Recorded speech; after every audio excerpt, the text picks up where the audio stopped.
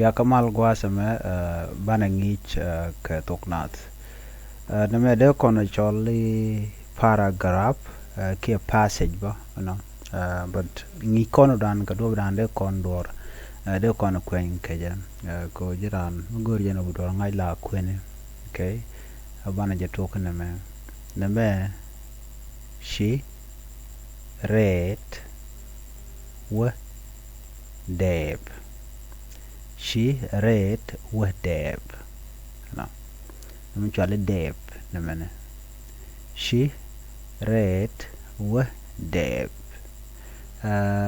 man bi I remember long me o yin man yam gorje no bi rier mi shena me bi ko na kwena la tuk man yam ka man yam bi gor no bi kwen bu kulo we kamro dien anyok mu goru kwen rier den gure na me shikarwada mu gor rier gure shiga da mane bi kan karak weka bare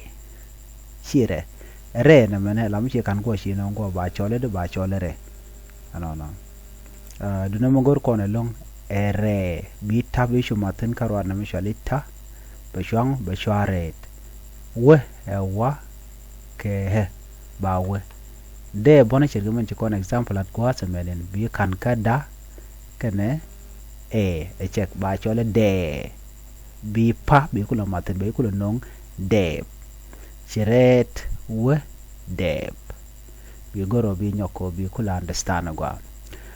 mara dien gwa sa men bana wuten bere rawde jen shien yam shi deng we kel ke je chi deng we kel ke je dia jantama bi ngach man yam ci ko raiten shi mi chali shi na me edeng man gor long deng ke nyam ko gori je no bi do bi ngach man ci ko ray gwada me ke deb nyal gwada me ci ko lele de nen bana me ba de bi kan goma ba gwam ba chole de yo bi nga bi ko le maten nga deng de nga be ba chole deng ci deng we kel ke je gwada me te kon ke na men mi cha gor go to gwa be na kare oditi na me chale ke be kul non kel chale ke na men ke na je mi ke ndang ro de le ke ko kel ka ke ba chale ke je si deng we kel ke je na mo betung nabdu ke kwen be jaga jatiak wana kamendo dien diodien shi ke we deb kel dio na metele question dio tele tiji ten okay shi ke we deb kel no tiagano na bi ngaj chika we deb kel shi ke we deb kel ala riet kel mi shi ngaj be riet dien be jakka be tiaka long wada danen kwene ja wana ka ngwan dien gwasemene ne mengu shi ne mengu toje ka ta ke ka ala rawti ti gorje no bi kama de kel shi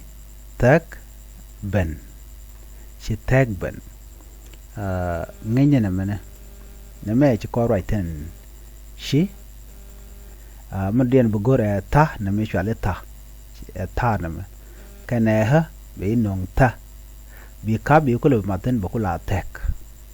mi jeni bi gwa yo na me ba ke ha ba be bu na maten ba ben na ben shi tek ben okay dio jenu ci chulo lu tan shi tek ben tek be di bi gor no bi ngach ko jen do badanan ngai ko ngwane ke je bana we ko wewa ka do bo ndan dong de kono ko kende kono ngai ke je wana gwada me ka kor ka mi shitak benona te ka de ngach ko ti kor kon ngai dien na me jen shitak bana pai ko raiten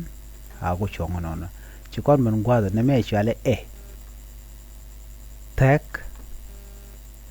jack, attack jack, attack jack, she attack ben, attack jack,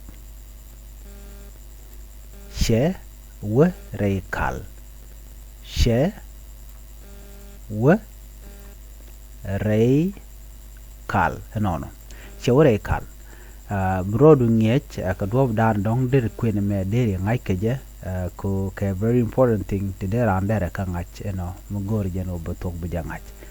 mo kwen kona nyokel ka dob dan kono kwen geje ko biran yu tega choblo a cherede na me shwale shi red wo dep ci dem wo kel keje shi ka wo dep kel ci tagban attack jack shawa ray kal attack non attack jack shawa ray kal mishulo jok ko bi gorno bi ngach dob dar dong deri do deri gor keje agwa gorno jin bi channel bi support no language school ko be jukula mala nong riet ke ngach dan deran dere tungna dar yang ai keje ko tungna mi she ngach la tiak elong nono ene mo dor bula don bi tungna bi jaga ja tiak bi goro bititi bi ka goro bi ka ngach ta dan de ka kwen keje ta dan de ka keje ko neglisen do en bu kono teni yobe sho tiak elong keji gwasa dan en gor jeno de no mo dere ngach nono kon mena mocha ka dor ping gwasa mi bu kon familiar kaje ba ben ping ko bu kon kula bu kon manan to bane kula ngach no gwasa me gor yana ba ben gwa ko kon me benong ping ko bu kon kula bana kula ngi gwa te gor ba ko ne te gwada mene chetkan ke dob dan de do dere kakaja na me shwalena na neme shwalisha neme shwalilla neme shwalinga neme shwalita gore binga neme shwalika tokon ke neme shwalipa neme shwalimma neme shwaliya neme shwaledinyok mini kwena ella kaneme neme shwalidi shwalisha kaneme shwalidi shwalinna kana me shwalidi shwalita kana me shwalidi shwalema kana me shwalidi shwaliya mishi gweja gwa no modere je kano toto shwal ka keno kan kadi shwale bani tin shek jawdin gwa kam kon karatena by the way kam kon karar katin ci kon ngejenin okay ci kon bu banana ka kam kon karar katin kon ci kon ngej no won chit ke tin kon en chana nge gwa do mon kenyam ko biran bu kule te ka choblu aj magwa be gor bro da keve ka ka do dan dong de do dere ngai keje so bana yu chong gwa do mo bat kenyam ay nyot mo radian gwa sama te kon ke mo dong de kon guch be gor ke kala okay gwa do me te ke mi sha gor ne na mo ngulu do mo no mo chale rate neme chale deb katin pai kon kaling neme chale de chale kel ko bro dang haje nge jagwa yeno umdo dien neme chale de chale tak katiti chalke tak no cha konyo gwa dor mi chal nena neme chale ben to kon ko dor dum chal nena chale kal ti ko kene cha kon nyok mi chwanga kon titi na me chale wa mi chale na body nang chale wa bon non na me chale non to kon kare na me chale rei na me chale jak no jak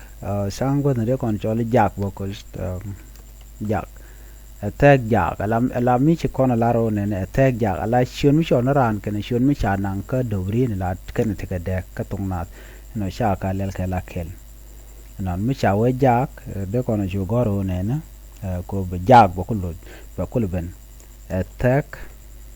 jak no okay mana lu ngwam attack jack kan ried ko kende kan te gadak no dag dien janan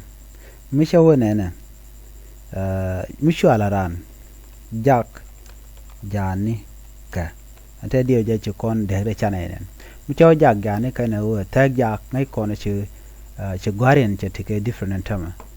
chang chu gujini jagwas ma dire jek na me chale jack na me jack na me ni e jack so nyo do tikan ga daga tama ala could depend ka dobrini ke sentence that you are making jen ke sent ke dobrin manana chala jen bi chut baro de ger ka jamone no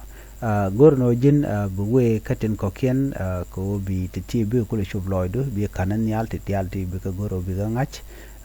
ko tongnat gwa long ni chang ana bana jek kam de dien chuje pore jeno jin bi no language school bi je support bi subscribe ko bi notification bell bi je trying comment ke ngin mi ci bare be cho mala ci be ke je